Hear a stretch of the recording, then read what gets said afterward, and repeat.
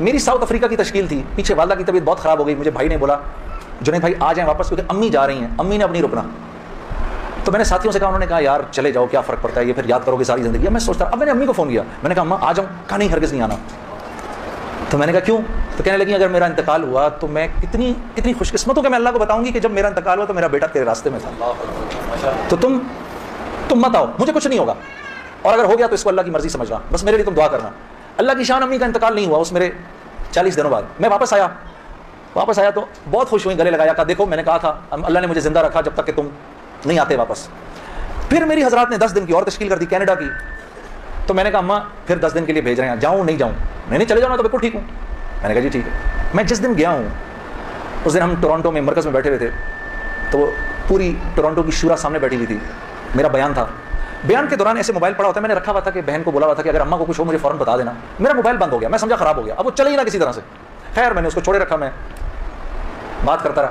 جب میں عشاء کی نماز پہ کھڑا ہوا تو پیچھے سے ساتھیوں نے آ کے بتایا کہ والدہ کا انتقال ہو گیا. میں نے بہن کو فون کیا, کیا ہوا؟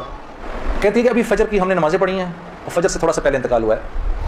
اور 2-2:30 بجے اس امی نے بلایا میری بیوی کو, اور میری بیوی کو بلا کے بولا کہ بیٹا دیکھو میں نے تو ساری زندگی تمہیں بیٹی کی طرح رکھا, لیکن میں ساس ہوں, کمی بیشی ہو سکتی ہے, تو اگر کچھ ایسی ہوئی ہو تو مجھے معاف کر دینا. تو میری وائف نے کہا امی آپ کیسی باتیں کر رہی ہیں, مجھے تو اس سے کم سمجھا ہی نہیں.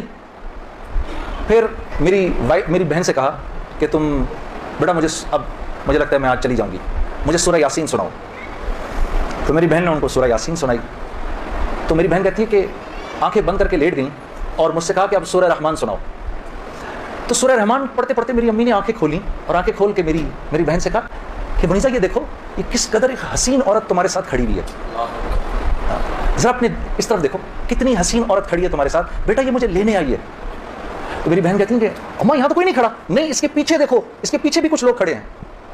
میری بہن کہتی ہے کہ میں نے کہا اماں تو چلیں پھر کلمہ پڑھیں, پھر آپ کے جانے کا وقت ہے. کہا اپنے ابا کو بلاؤ جلدی سے.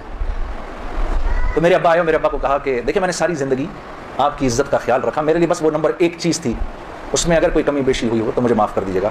میں اب جا رہی ہوں, کلمہ پڑھا اور آنکھیں بند کر لی. بس اس طرح گئی وہ, کہ ہم دنیا میں ایک خوبصورت موت ہی تو کمانے آئے ہیں, ہاں, کہ جب ہم